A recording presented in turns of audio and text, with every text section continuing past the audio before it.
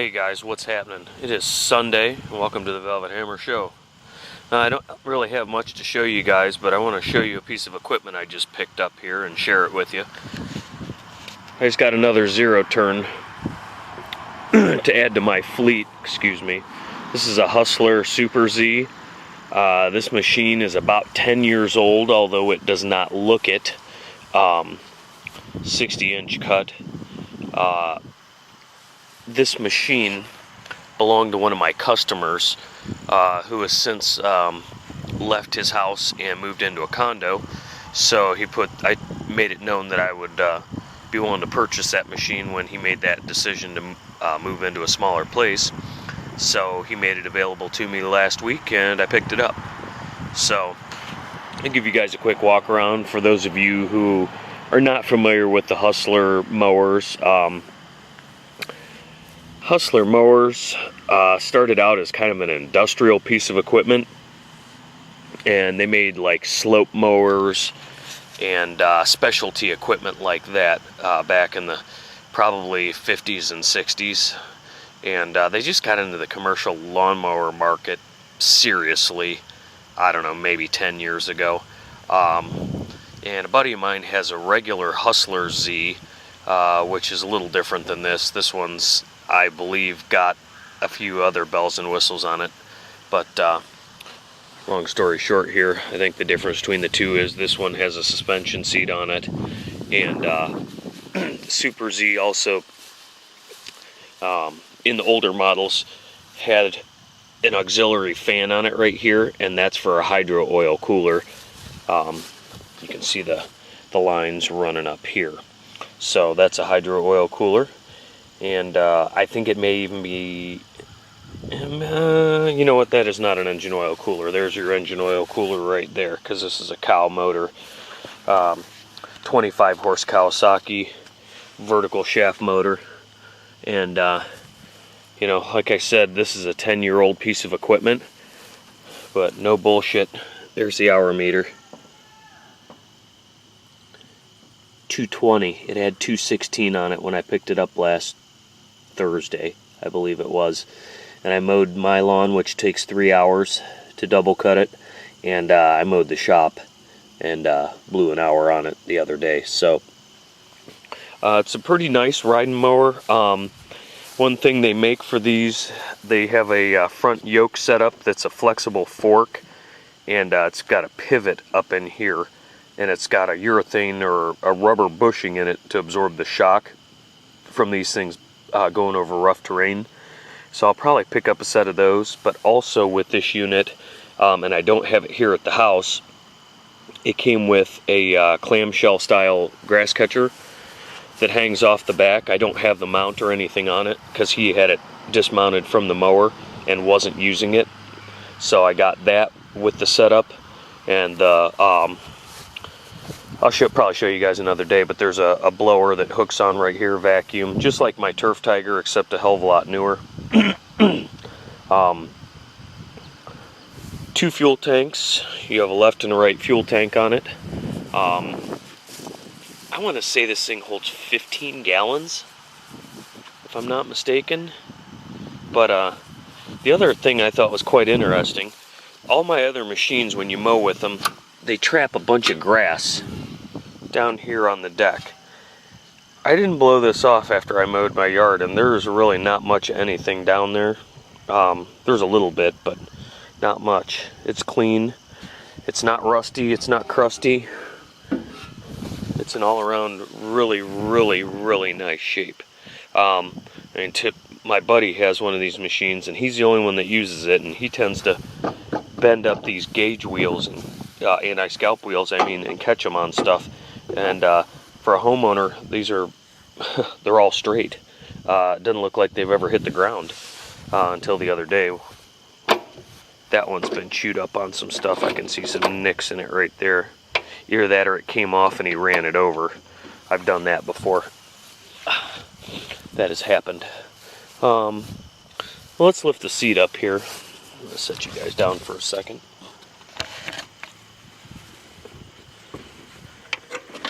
It's really sort of an interesting design. A little different than my other 0 turns. Everything's sort of centrally located on this, mostly because you have to get a belt to run the hydro pumps on this same axis, so it's kind of neat. And the other thing I think is really neat about this machine, and I didn't understand it, but here's the forward and reverse speed control, you know, your sticks forward and back, and you can see it moving that arm right there. Well, when you go to push it out, got a lever there. See that lever moves right there? That's the parking brake. So there's no extra parking brake to set. As soon as you move your levers to the outboard position, it locks the parking brake. And they've got nice heim joints on them, so you could adjust that tension if you needed to. It's really kind of a neat setup. Looks like a brand new battery in it this year too. So he's taken very good care of this machine in the 10 years that he's had it. Like I said, I mean, there's not even rust on. Well, I lied. There's a little bit on the edge of the deck there, but I mean, that's from where paint's chipped off and things like that. You know, a little bit down there. But I couldn't pass it up. The deal was too good. I need to retire my Turf Tiger, or at least make it a backup machine and not a full-time machine. And I was given a deal I couldn't refuse on this machine here, so kind of give you an idea of the stripes it puts down. Now, I did sharpen the blades because it looked like somebody tried to mow bowling balls with them, so they were in real rough shape. But other than that, this is mowed at 3 inches and it's double cut, so it's cut this direction and then we'll go 90 degrees. It's also cut this direction. And with my yard, I mean, you know, I'm the shoemaker's bastard son here. My yard doesn't get the attention that all my customers' yards get. It's full of weeds. I mean, that's nothing but crabgrass and goosegrass and other kind of shitty weeds. I got ground ivy growing and all kinds of stuff. There was some nutsedge growing, but I can't see that. There's some dandelion right there, you know, that kind of thing. I just haven't had the time to take care of it this year, and quite honestly, I haven't really done that much to this property since I've moved in here. So I tried to get ahead of it one year, but I still got things under construction here. I got a big dirt pile setting out here beside my turnaround. I need to get rid of these railroad ties, and I was going to heel in the gravel here with this dirt pile. Never made it. And you guys who watch my videos also know that last year I had to run new power service from that pole right there underground all the way up to the side of the house to the meter.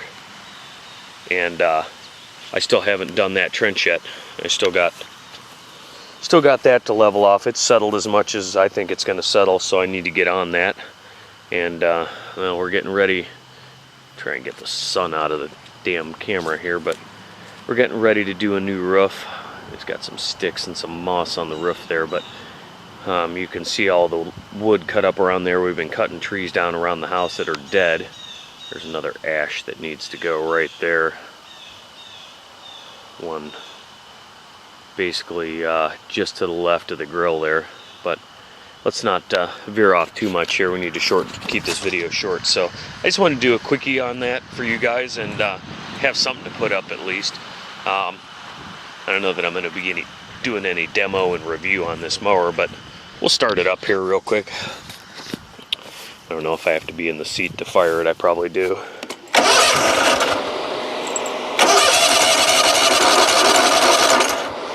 I guess I could choke it.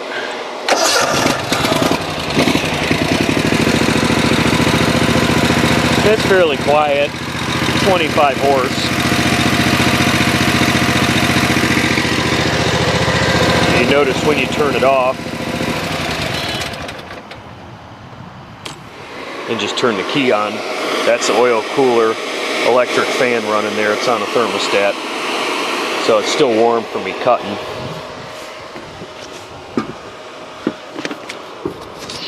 We'll fire you up here and take a lap.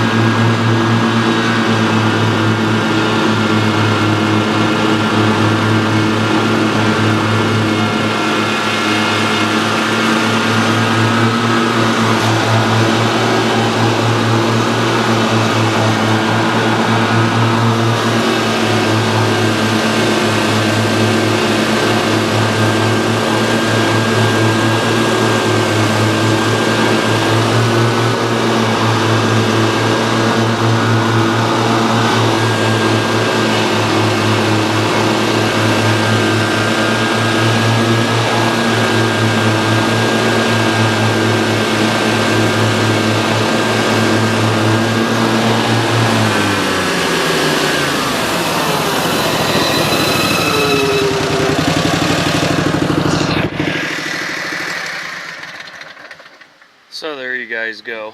That's just a quick run and demo of that machine and OBS session for you. So hope everybody's doing good, and we'll talk to you later on the Mumble. See ya.